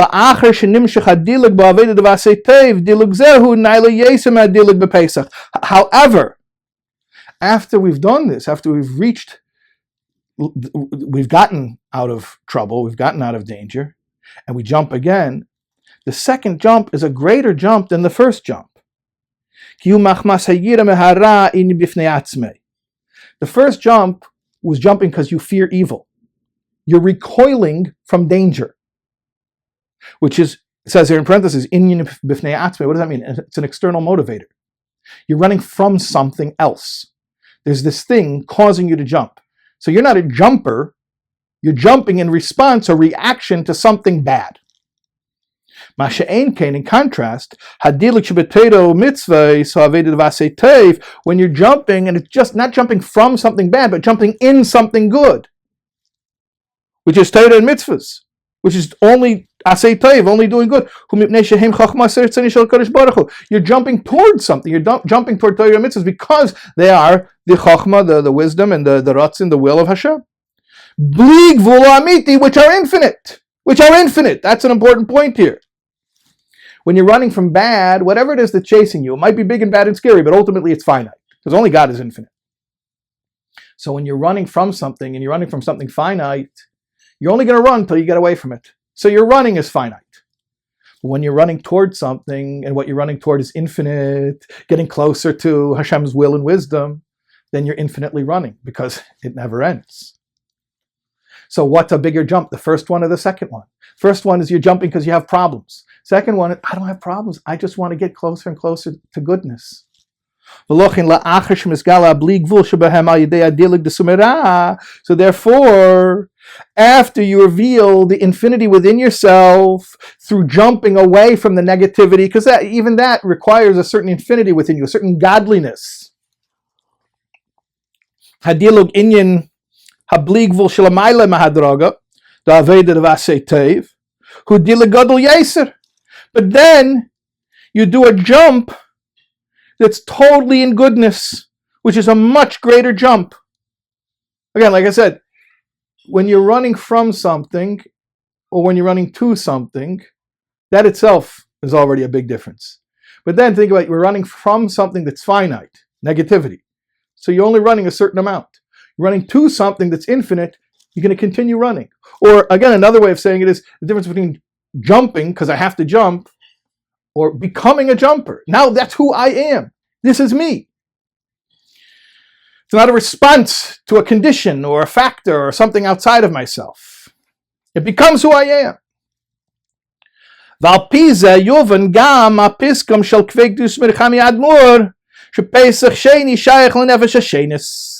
we understand also the saying of the Rebbe, the Pesach Sheini is connected to Nefesh HaShenis. Chapter 2 of Tanya, that the Nefesh HaShenis should be Yisroel Aryeh Leib Maamar. Second soul. First soul is the animal soul. Second soul is the godly soul. So the Rebbe said the second Pesach is connected to the second soul. The Pesach Sheini is connected to Nefesh HaShenis. What's the connection? Ki mailas hadilug the Pesach Sheini al dilug the Pesach Rishon hu shadilug the Pesach Rishon hu mitzad hahelem v'hesta nefesh bamis nefesh rishon. The first jumping, you're jumping because you have nefesh bamis problems, right? Your nefesh bamis, your animal soul, is comfortable in Egypt. So if you don't jump, you're gonna stay. So first Pesach is first soul, animal soul.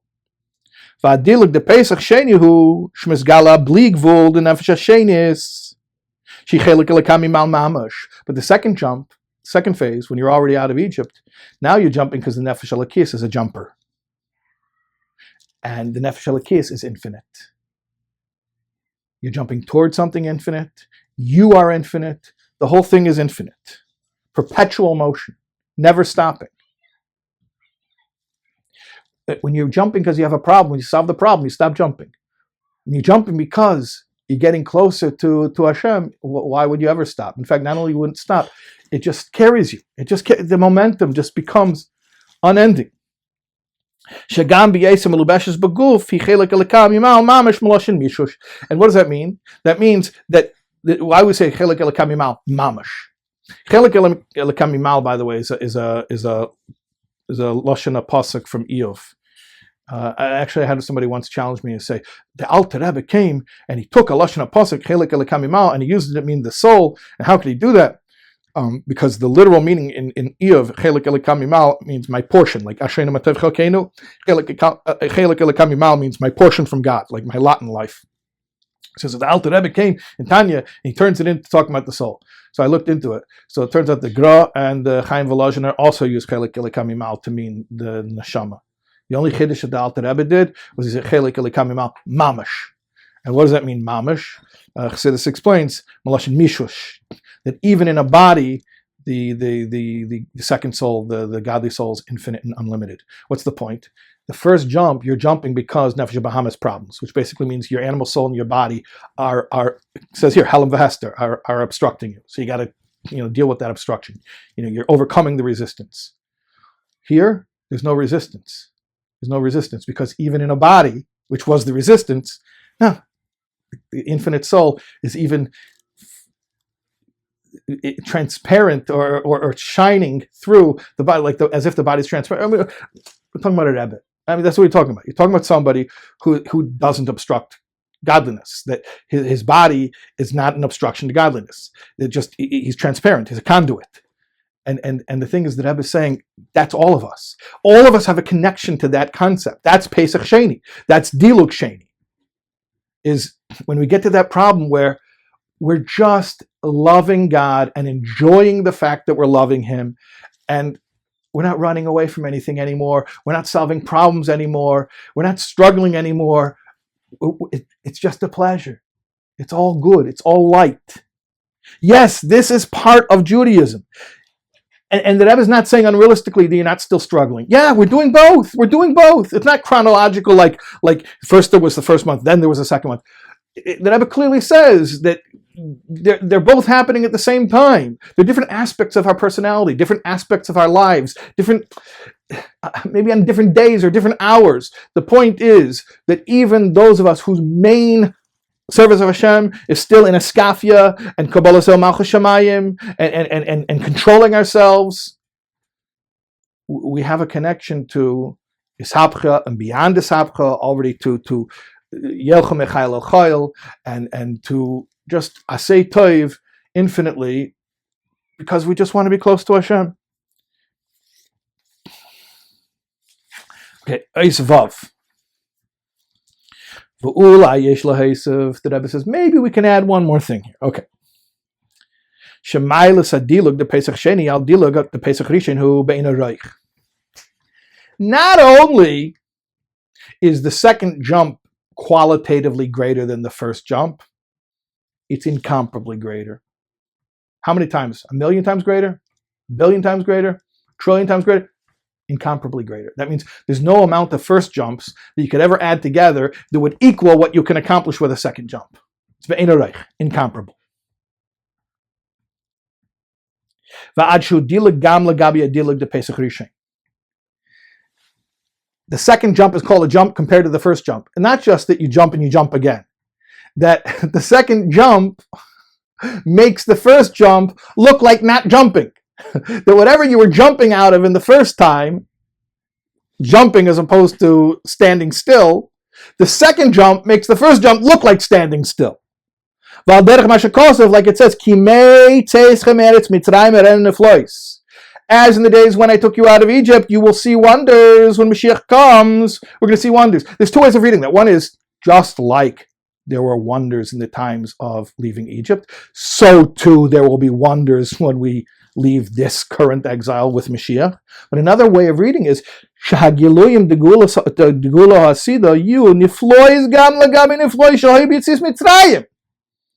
the wonders that will happen when we leave this galus with Mashiach will be considered wonders even according to the bar that was set by the wonders of Yetzias Mitzrayim. In other words, whatever the wonders of the coming redemption will be, will make the wonders of Yetzias Mitzrayim look normal in comparison. Or as the Reb Chanina song says, the miracles we're waiting for have not been seen before. Right? Okay. Parents, you know what I'm talking about. Okay.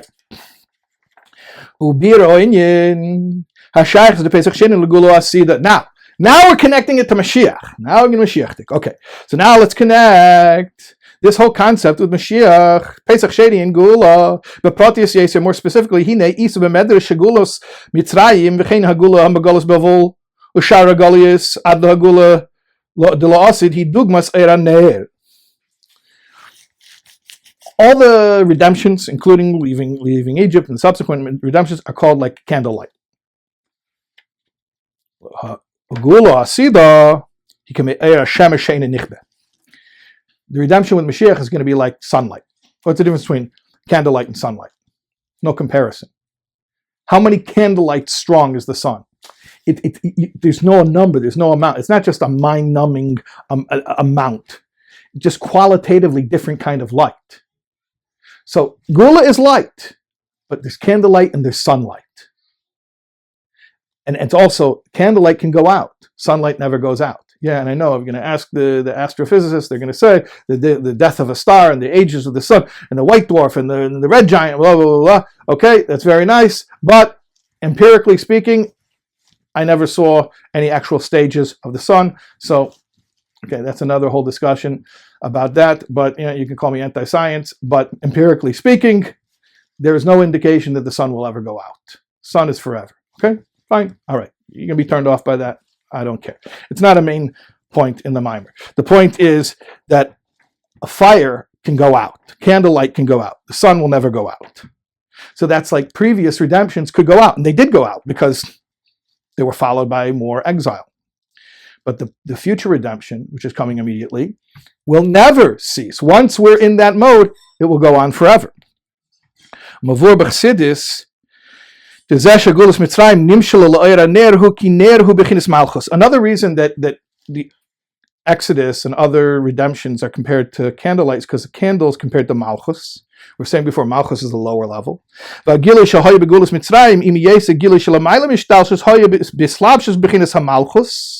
Even though Pesach means jumping and therefore sidestepping the different stages, but where does it eventually invest itself into the level of Malchus? Like we said before, Hashem was jumping ala Pesach. Pesach is Malchus. The opening is Malchus. The Pesach hu Malchus, Canal Sif Aleph. We said this already in chapter 1. Now we understand.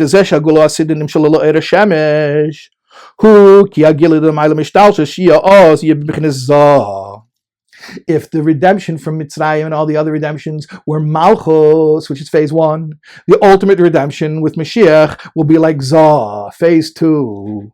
Zah is synonymous with yahrzeit, like we said before. And now that's the connection between the second Pesach and the redemption through Mashiach. Canal, because Pesach Sheini is Zah, is Chabris, Ava, real emotional connection. Atzilus, beyond problem solving, all goodness. And that's Pesach Sheini. And Mashiach has all those things as well, obviously. Kamuva. But like I said before, the pearls instead of the coal. Okay, let's wrap it up. Coming up to 2 hours here. All right. Zion. Yahrzeit, we only paid for 2 hours of airtime. Yahrzeit, the Rebbe says a prayer. May it be Hashem's will. Shemaseinu v'aveda seinu, that our Maisa, our work, and our Aveda, and our work. Maisa is our act, our actions, our deeds. Aveda is our work. By the way, someone can do a computer search and end this real quick, but I believe that the line in Tanya, which is most quoted in all of the Rebbe's Torah, is Perek Lamed Zayin of Tanya. The first line of Perek Lamed Zayin of Tanya, where it says that all of the Geluyim of Yemei Mashiach and Tchias HaMeisim are toloi, are dependent on what? Ma'aseinu v'avedaseinu, our work, our actions and our work during Galus. Okay? So, our work, our actions, our work, especially whatever we do that's connected to Pesach Sheini. And I'm not sure if that means simply eating some shmura matzah and having a farbrengen and Zoom this Pesach Sheini, or if it means everything we've been learning about in the Maamar. I think it means everything we've been learning about in the Maamar too, which is really, please try to connect to that Rebbe within you, that tzaddik yahrzeit olam, that's just beyond problems, that's just liberated already, that place where you're not struggling, you're enjoying, and it's all goodness. And when we connect to that aspect of ourselves, and we have that, even us, those of us who are still struggling, we have that part of Yiddishkeit within us, at least for something, we have it. So when we do that, which is Pesach Sheini, Yikorvu v'yamaru oid yeser agulo asida, we bring the redemption closer. What we do personally affects the world. Of course, we know that. And then what happens, not only Mashiach will come in an eifin shel diluk. What does it mean, eifin shel diluk? What does it mean, a jump? Like the Medrash says, the kol deidi gaimed medalag elahorim zeh melech HaMashiach. The sound of my beloved, bounding, jumping, skipping over the mountains, that's Mashiach. Not a jump, a great jump, the greatest jump. Dugmas. It'll be like Pesach Sheini, but even greater than Pesach Sheini. That if, like we're saying, Pesach Sheini is a jump beyond jumps. The second jump makes the first jump look like it's not even a jump. So the Geula jump will be the ultimate jump that'll even make Pesach Sheini look like it's not a jump. It'll pale in comparison.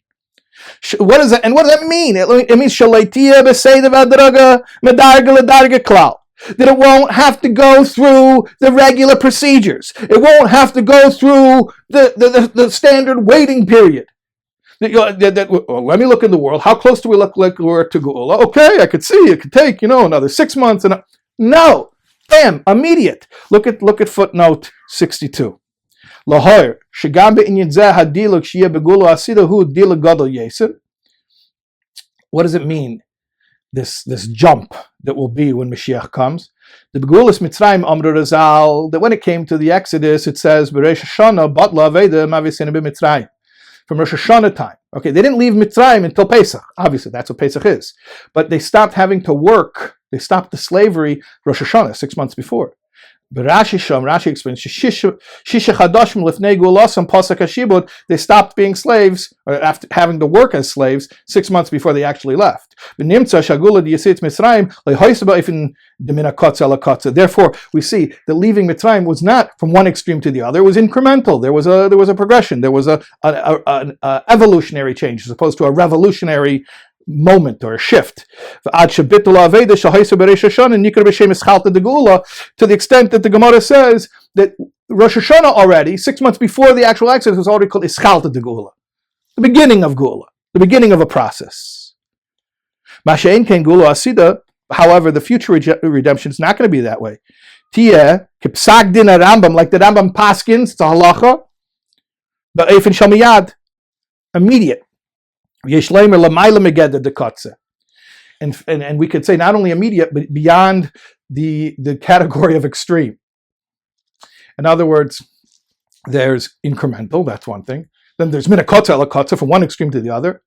And then there's a level where there are no categories of extreme anymore. We're just, we're beyond time, we're beyond incremental process, we're beyond the evolutions, we're beyond, it happens because it just happens. And, well, hold on a second. Nobody saw that coming. That doesn't add up. I wasn't.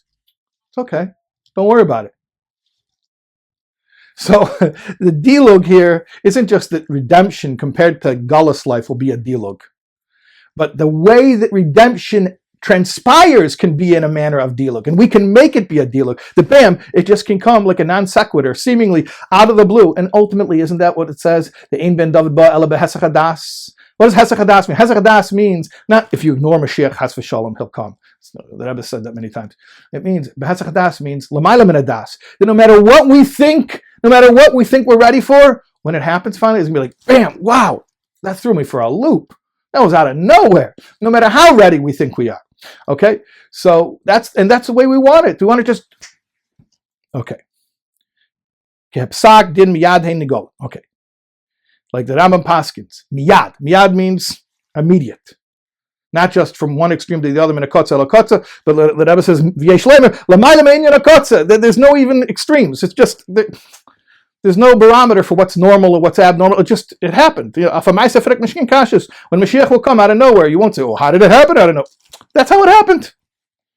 The vias Mashiach tzidkenu, with the coming of Mashiach, Yahweh v'yigalenu, v'yelechenu k'miyas l'artzenu, he should come and redeem us and bring us standing upright to our land, b'mhedav yameinu mamish, literally in our day.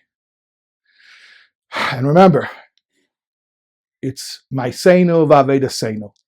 Don't take it lightly. Find that place within you where you're at peace in your relationship with Hashem, where there's nothing but light. There's no problems. There's no suffering. Mashiach isn't an end to problems or crisis. A relationship with Hashem isn't a way of getting the pain to go away. It's not a response to anything. It's not a reaction to anything. It's just infinite, beautiful, blissful light. We can begin experiencing that now to some measure. And when Mashiach will come immediately, that'll be all we will experience for all time. Bless you all. Thanks for spending the past 2 hours with me.